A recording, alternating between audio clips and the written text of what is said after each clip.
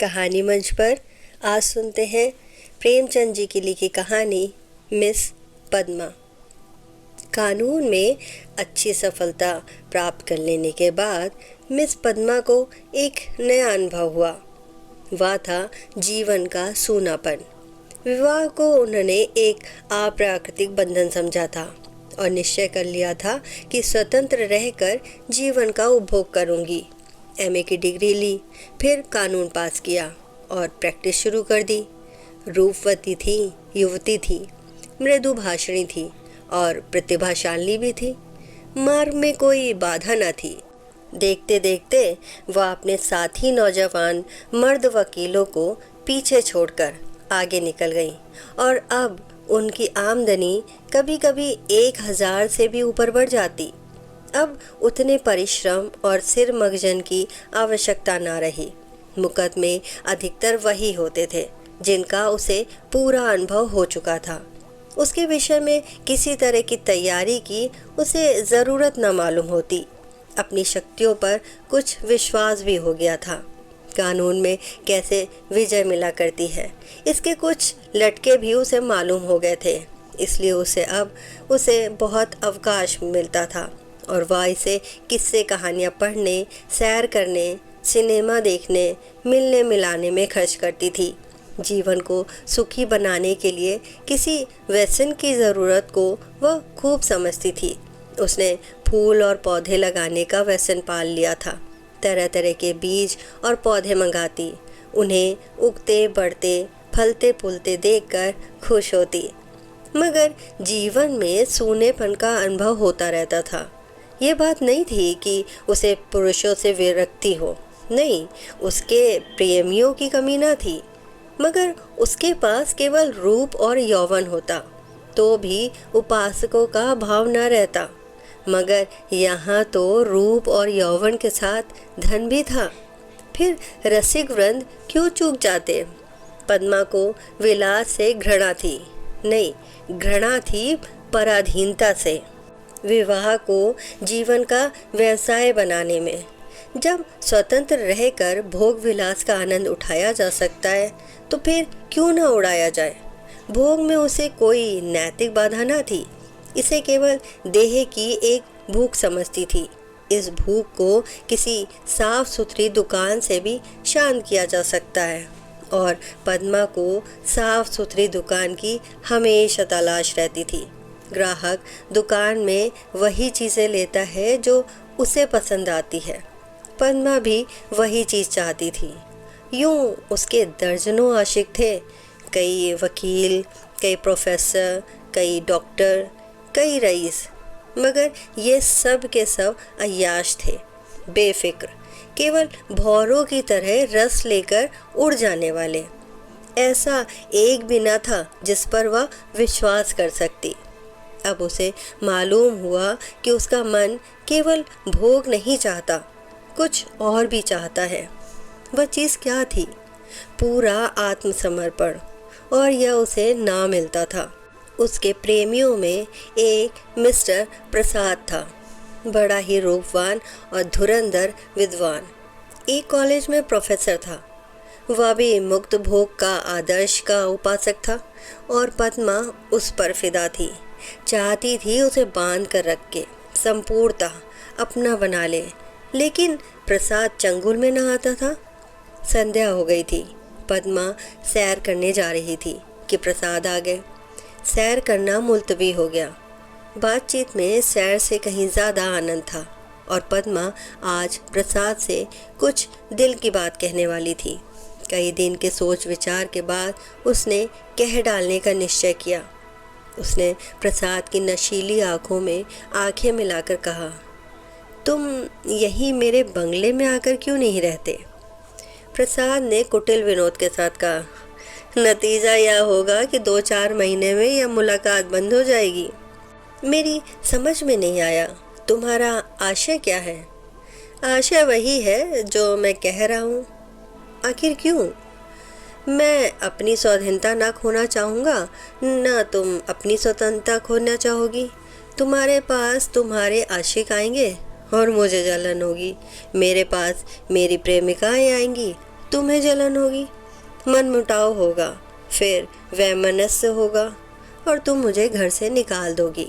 घर तुम्हारा है ही, मुझे बुरा लगेगा ही, फिर यह मैत्री कैसे निभेगी। दोनों कई मिनट तक मौन रहे। प्रसाद ने परिस्थिति को इतने स्पष्ट, बेलगाम, लट्ठमार शब्दों में खोल कर रख दिया था कि कुछ कहने की जगह न मिलती थी। आखिर प्रसाद ही को नुक्ता सूझा। बोला, जब तब हम दोनों यह प्रतिज्ञा ना कर ले कि आज से मैं तुम्हारा हूँ और तुम मेरी हो, तब तक एक साथ निर्वाह नहीं हो सकता। तुम प्रतिज्ञा करोगे? पहले तुम बतलाओ। मैं करूँगी तो मैं भी कर लूँगा, मगर इस एक बात के सिवा मैं और सभी बातों में स्वतंत्र रहूँगी, और मैं भी इस बात के सिवा हर बात में स्वतंत्र रहूँगा। मंजूर? मंजूर तो कब से? जब से तुम कहो। मैं तो कहती हूँ कल ही से। तय? लेकिन अगर तुमने इसके विरुद्ध आचरण किया तो? और तुमने किया तो? तुम मुझे घर से निकाल सकती हो, लेकिन मैं तुम्हें क्या सजा दूंगा? तुम मुझे त्याग देना, और क्या करोगे? जी नहीं, तब इतने से चित्त को शांति नहीं मिलेगी। तब मैं चाहूँगा तुम्हें जलील करना, बल्कि तुम्हारी हत्या करना। तुम बहुत निर्दयी हो प्रसाद। जब तक हम दोनों स्वाधीन हैं, हम किसी को कुछ कहने का हक ही नहीं रखते, लेकिन एक बार प्रतिज्ञा में बन जाने के बाद फिर मैंने इसकी अवज्ञा ना सह सकूँगा, ना तुम सह सकोगी। तुम्हारे पास दंड का साधन है, मेरे पास नहीं है। कानून मुझे कोई भी अधिकार नहीं देगा। मैं तो केवल अपने पशु बल से प्रतिज्ञा का पालन कराऊंगा, और तुम्हारे इतने नौकरों के सामने मैं अकेला क्या कर सकूंगा? तुम तो चित्र का शाम पक्षी देखते हो। जब मैं तुम्हारी हो रही हूँ तो ये मकान, नौकर चाकर और जायदाद सब कुछ तुम्हारा है। हम तुम दोनों जानते हैं कि ईर्ष्या से ज़्यादा घृणित कोई सामाजिक पाप नहीं है। तुम्हें मुझसे प्रेम है या नहीं, मैं नहीं कह सकती, लेकिन तुम्हारे लिए मैं सब कुछ सहने और सब कुछ करने के लिए तैयार हूँ। दिल से कहती हूँ पद्मा, सच्चे दिल से। मगर ना जाने क्यों तुम्हारे ऊपर विश्वास नहीं आ रहा है। मैं तो तुम्हारे ऊपर विश्वास कर रही हूँ। यह समझ लो, मैं मेहमान बनकर तुम्हारे घर में ना रहूँगा, स्वामी बनकर रहूँगा। तुम घर के स्वामी ही नहीं, मेरे स्वामी बनकर रहोगे। मैं तुम्हारी स्वामिनी बनकर रहूँगी।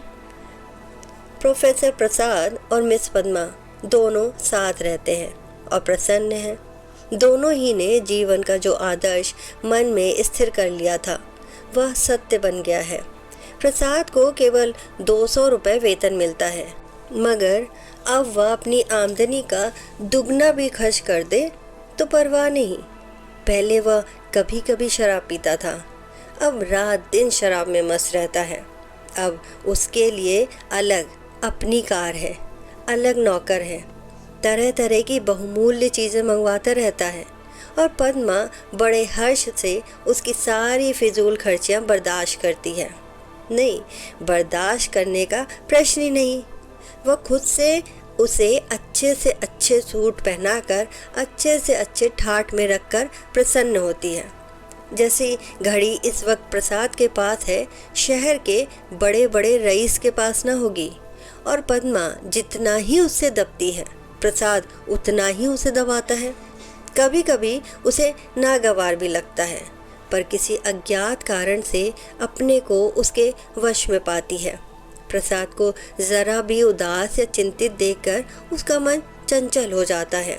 उस पर आवाज़ें कसी जाती हैं, फफ्तियाँ चुस्त की जाती हैं। जो उसके पुराने प्रेमी हैं वो उसे जलाने और कुढ़ाने का प्रयास भी करते हैं, पर वह प्रसाद के पास आते ही सब कुछ भूल जाती है। प्रसाद ने उस पर पूरा आधिपत्य पा लिया है, और उसे इसका ज्ञान पद्मा को उसके बारीक आँखों से पढ़ा है, और उसका शासन अच्छी तरह पा गया है।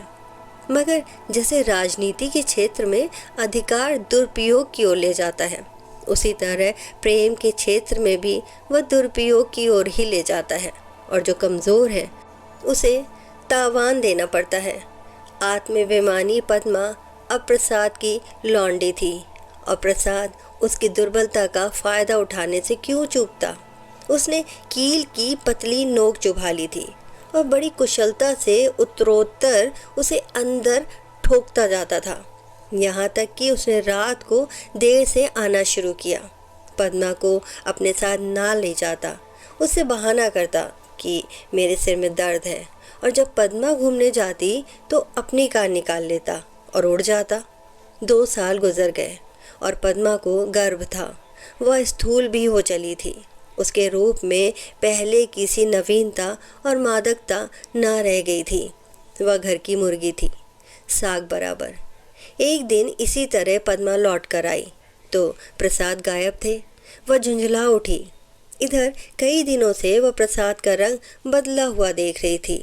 आज उसने कुछ स्पष्ट बात कहने का साहस बटोरा। 10 बज गए, 11 बज गए, 12 बज गए। पद्मा उसका इंतज़ार कर रही थी। भोजन ठंडा हो गया, नौकर चाकर सो गए। वह बार बार उठती, फाटक पर जाकर नज़र दौड़ाती। बाहर 1 बजे के करीब प्रसाद घर आए। पद्मा ने साहस बटोरा था, पर प्रसाद के सामने आते ही उसे इतनी कमज़ोरी मालूम हुई। फिर भी उसने ज़रा कड़े स्वर में पूछा, आज इतनी रात तक कहाँ थे? कुछ खबर है कितनी रात है? प्रसाद को इस वक्त वह असुंदरता सी मूर्ति लगी। वह एक विद्यालय की छात्रा के साथ सिनेमा देखने गया था। बोला, तुमको आराम से सो जाना चाहिए था। तुम जिस दशा में हो उसमें तुम्हें जहाँ तक हो सके आराम से रहना चाहिए। पद्मा का साहस कुछ प्रबल हुआ। तुमसे पूछती हूँ, उसका जवाब दो। मुझे जहन्नुम में भेजो तो तुम भी मुझे जहन्नुम में जाने दो। तुम मेरे साथ दगा कर रहे हो, यह मैं साफ देख रही हूँ। तुम्हारी आंखों की ज्योति कुछ बढ़ गई होगी। मैं इधर कई दिनों से तुम्हारा मिजाज कुछ बदला हुआ देख रही हूँ। मैं तुम्हारे साथ अपने को बेचा नहीं है। अगर तुम्हारा जी मुझसे भर गया हो तो मैं आज जाने को तैयार हूँ। तुम जाने की क्या धमकी देते हो? यहाँ तुमने आकर कोई बड़ा त्याग नहीं किया है। मैंने त्याग नहीं किया है, तुम यह कहने का साहस कर रही हो। मैं देखता हूँ तुम्हारा मिजाज बिगड़ रहा है। तुम समझती हो मैंने इसे अपंग कर दिया है, मगर मैं इसी वक्त तुम्हें ठोकर मारने को तैयार हूँ। इसी वक्त। पद्मा का साहस जैसे बुझ गया था। प्रसाद अपना ट्रंक संभाल रहा था। पद्मा ने दीन भाव से कहा, मैंने तो ऐसी कोई बात नहीं कही जो तुम इतना बिगड़ उठे। मैं तो केवल तुमसे पूछ रही थी, कहाँ थे? क्या मुझे इतना भी अधिकार नहीं देना चाहते? मैं कभी तुम्हारी इच्छा के विरुद्ध कोई काम नहीं करती और तुम मुझे बात बात पर डांटते रहते हो। तुम्हें मुझ पे ज़रा भी दया नहीं आती। मुझे तुमसे भी कुछ सहानुभूति मिलनी चाहिए। मैं तुम्हारे लिए क्या कुछ करने को तैयार नहीं हूँ, और आज जो मेरी दशा हो गई है तो तुम मुझसे आँख फेर लेते हो। उसका कंठ रूंध गया और मेज पर सिर रखकर फूट फूट कर रोने लगी। प्रसाद ने पूरी विजय पाई। पद्मा के लिए मातृत्व अब बड़ा ही अप्रिय प्रसंग था। उस पर चिंता मंडराती रहती। कभी कभी वह भय से कांप उठती और पछताती। प्रसाद की निरंकुशता दिन ब दिन बढ़ती जाती थी। क्या करे क्या ना करे। गर्व पूरा हो गया था। वह कोर्ट ना जाती थी, दिन भर अकेली बैठी रहती थी।